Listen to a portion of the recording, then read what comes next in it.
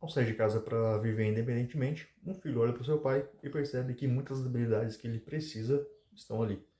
Talvez, quando algo precisa ser feito, especialmente algo que ele não conhece ou que não sabe resolver, seus pais deviam ser chamados em seu auxílio. Logo após essa constatação, um filho é confrontado pela própria consciência, pondo a questão: caso o filho fosse colocado no lugar de seu genitor, com outros contatos, com uma configuração de mundo de décadas atrás, ele conseguiria cumprir com os mesmos requisitos e chegar naquele momento da história com as mesmas vitórias que seu pai? Ou seja, com a mesma mentalidade que se tem, ele poderia viver em um momento diferente e ter as mesmas posses e pequenas ou não vitórias que aqueles que vieram antes de si conseguiram?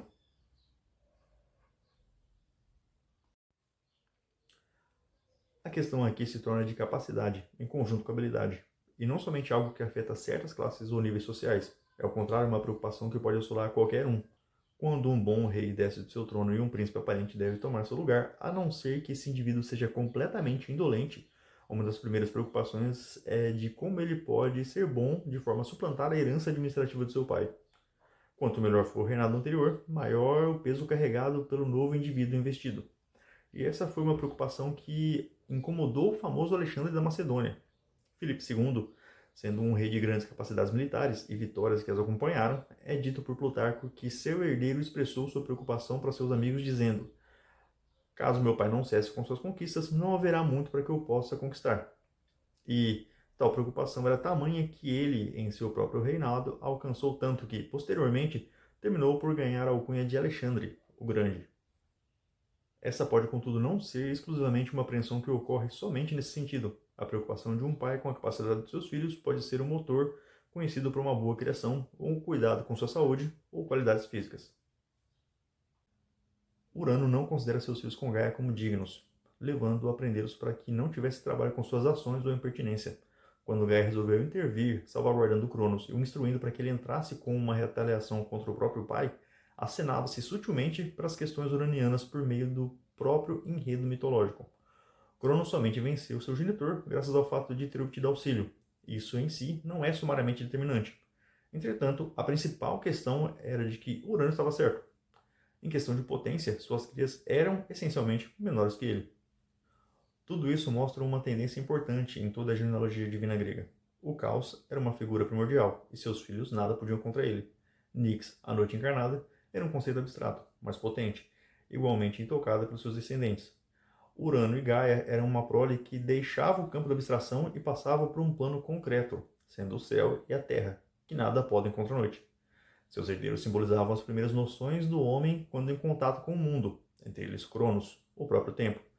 Esse, por sua vez, gerou os deuses de forma primariamente elemental, sendo Zeus o raio e o trovão, Héstia o fogo, Deméter as estações, e até podiam abalar o concreto, mas não podiam destruir a realidade como um todo. Já os filhos desses representavam os caráteres cotidianos ou fundamentais da vida dos seus devotos, sendo a caça, Ártemis, o artesanato, Atena, a guerra, Ares, a forja, Hefesto, e assim por diante.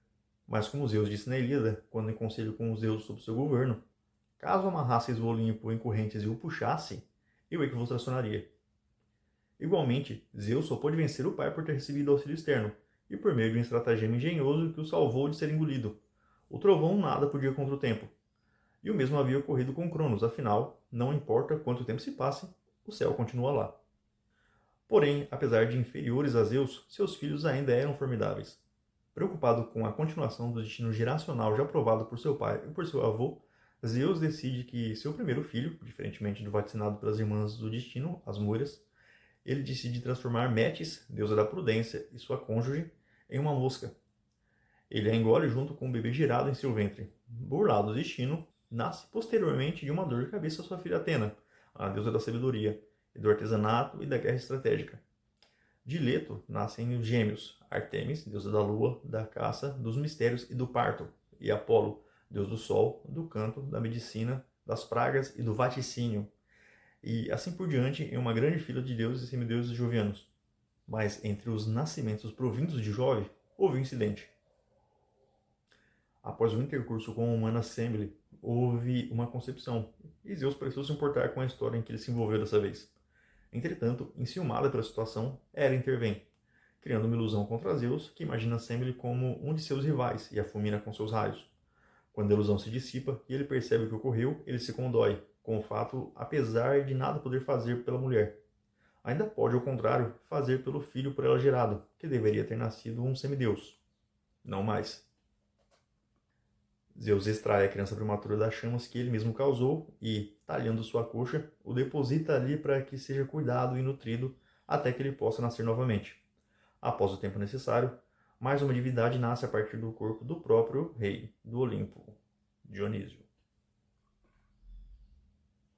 Ser o primeiro filho nascido do corpo de Zeus já poderia ser o suficiente para que Dionísio fosse considerado como o herdeiro aparente olimpiano, a não ser que Orfeu resolvesse considerar o fato tirando o evento das mãos do acaso e o colocando nas do destino, novamente por meio das moiras. Segundo os ritos e a mitologia órficos, o herdeiro por direito incumbido pelo destino ao trono dos deuses viria de um intercurso entre Zeus e Perséfone, na figura de Zagreu, renascido de Dionísio como uma nova configuração, mas ainda o mesmo deus. Assim, o deus do vinho foi consagrado como príncipe maioral não somente uma, mas duas vezes. Apesar de, em comparação com a força do raio e do trovão, as representações de seus filhos ainda eram formidáveis. Entre eles, dois merecem maior destaque: Dionísio e Apolo. Apesar de todas as reafirmações de Dionísio como um possível príncipe herdeiro, um dos deuses em maior conta com os helênicos clássicos era o deus do sol e da luz, aquele o qual a presença podia ser sentida diariamente e que era procurado quando se queria receber mensagens oraculares ou compreender profecias. Afinal, a luz trazia a visão a compreensão a verdade. Logo, ele também era o deus da verdade. Isso fica expresso claramente pelo fato de que um dos oráculos mais famosos da história estava sob sua tutela, o oráculo de Delfos, que em seu próprio tempo, segundo Platão, foi consultado mesmo por Sócrates. Sempre que a verdade era evocada, havia ali também a égide de Apolo, sendo ele o seu portador, e de certa forma, a distribuindo por meio de sua luz. E sua generosidade não era vista somente aí, também o sendo com a patronagem da música, da beleza e das artes em geral. Em resumo, ele era visto como um bom Deus e um Deus bom, mostrando sua compostura e benevolência sempre que possível. Mas, como os outros deuses, ele não era somente bom, também necessário, tendo em suas mãos as pragas, que podiam ser distribuídas conforme necessário para ensinar a lição devida. Duas demonstrações disso foram dadas nos anos da Guerra de Troia. Em primeiro lugar, quando a filha do sacerdote apolíneo Criseida, é apanhada pelos homens sob o comando de Agamenon e entregue ao rei de Esparta como prenda. Seu pai ora a Apolo. Em seu pedido, apela para que o deus intervenha pela devolução de sua filha, e assim Apolo fez, asseteando pragas sobre o acampamento grego, iniciando os eventos contados na Ilíada. Em outro momento, tendo ele se interessado pela princesa troiana, Cassandra, o deus lança sobre ela suas investidas, oferecendo um dom caso ela aceitasse ter um intercurso consigo. Cassandra consente a princípio. No entanto, tendo a princesa não cumprido com a sua palavra, Apolo decide que manterá a sua, dando ela um dom relacionado a si, o vaticínio. A partir dali, ela teria o dom da visão do futuro, com o castigo de que ninguém jamais acreditaria em suas palavras sobre o que foi visto. E dessa forma, ninguém de fato deu crédito quando ela previu que o príncipe Paris traria a ruína a Troia. Quaisquer tipo de pragas estavam ao alcance de Apolo, e isso o deixava mais próximo de Dionísio. O deus do vinho é conhecido por não ter disposto de uma vida tranquila. Mesmo como um deus, ele nunca pôde dispor da companhia prolongada, pelo fato de um de seus atributos ser também a loucura. Afinal, o que poderia ser a embriaguez senão uma forma mais branda de loucura, fazendo com que ambas estivessem sob sua jurisdição. Não importava o quanto ele amasse alguém, não podia se aproximar, dado que em algum momento sua figura e alvo de afeto terminaria por enlouquecer e morrer. Apesar de tudo, o deus do arroubo ainda era capaz de amar, e com seu amor deu ao homem um grande dom, o da vinicultura. Ele concedeu ao humano a possibilidade de se aproximar dele sem enlouquecer por completo, mas somente de modo parcial, e em um bom contexto, o da festa. A comemoração alcoólica era um modo de ambos se aproximarem, e de Dionísio não estar mais sozinho, não ser mais somente terrível, não somente causar dor, ao mesmo tempo que o ser humano poderia dispor de um de seus dons, o êxtase. E o que poderia acompanhar a condição estática? O transe. E o que poderia vir do transe? O acesso à verdade por canais divinos.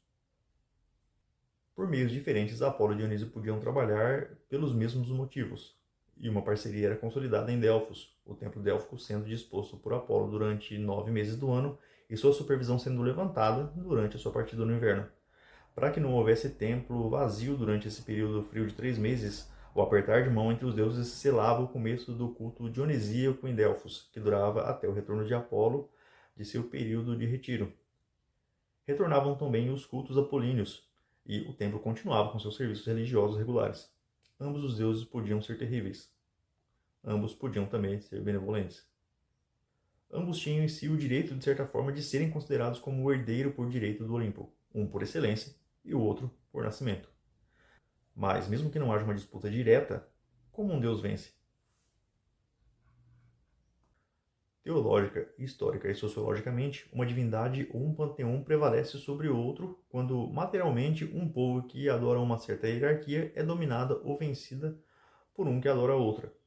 Historicamente, a mitologia vencida é absorvida pela vencedora, com histórias contadas sobre como a nova caça de deuses, ou de um deus específico, se tornou campeã. Logo, tanto a verdade teológica pode carregar a verdade histórica, por quem quiser prestar atenção, como a realidade de um povo se mostra representada por seu deus ou deuses. A realidade é representada pelo deus protetor de seu povo. Qual deus prevaleceu em uma disputa hipotética entre a verdade apolínea e a dionisíaca não pode ser atestado de fato, considerando-se que um evento escatológico não existe na mitologia grega.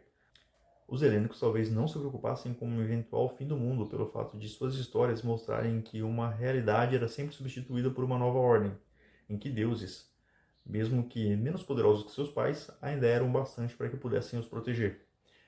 E seus deuses protetores são, sumariamente, um apanhado teológico da sua realidade social. Implicando uma continuidade do panteão grego e uma possível substituição do trono olimpiano, seria tentador considerar a sociedade atual como apolínea, voltada para uma pluralidade de artes, conhecimento, verdades. Uma sociedade que zela pelo método e pela compostura, com o poder de lançar pragas, mas a preferência pela ciência em favor do ser humano. Um meio no qual se busca, de forma geral e pelas massas de indivíduos, a verdade como essência de tudo e o conhecimento benevolente das estruturas mais básicas da realidade.